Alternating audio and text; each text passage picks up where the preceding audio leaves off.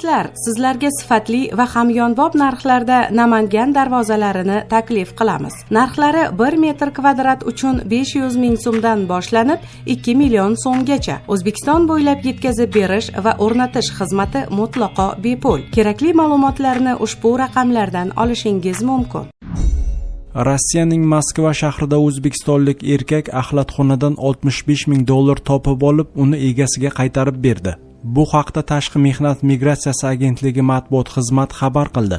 Voqea qahramonining so'zlariga ko'ra, u Qashqadaryo viloyati Yakkabog' tumani Yangiqo'rg'on qishlog'ida tug'ilgan va 14 yildan buyon Rossiyaga borib mavsumiy ishlab qaytadi. Uning aytishicha, voqea sodir bo'lgan kuni bir ayol qo'ng'iroq qilib, uni ishga taklif qilgan.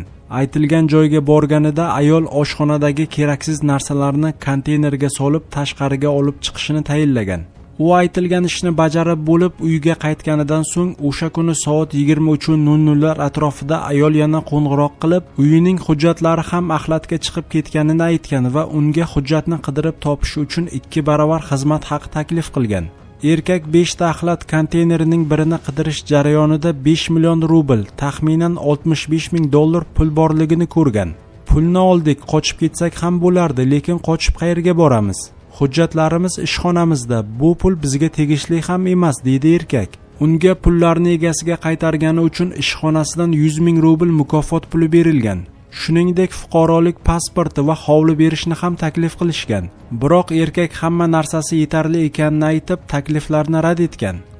Bugun 27-may kuni Farg'ona shahri Yangi Asr ko'chasida gazli suv uchun mo'ljallangan qurilmada portlash sodir bo'ldi. Bu haqda Qalampir o'ziga Favqulodda vaziyatlar vazirligi matbuot kotibi Murod Sodiqov ma'lum qildi.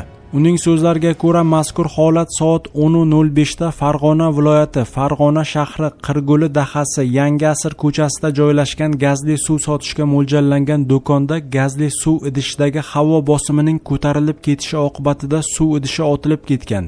Suv idishining otilib ketishi oqibatida 2 nafar ishchi yengil tan jarohati olgan, halok bo'lganlar yo'q. Voqea joyiga qutqaruvchilar yetib borib, amaliy yordam ko'rsatilgan. Hodisa oqibatida do'konning yengil konstruksiyalariga qisman zarar yetgan. Hozirda mazkur holat yuzasidan dastlabki tergov oldi surishtiruv ishlari olib borilmoqda.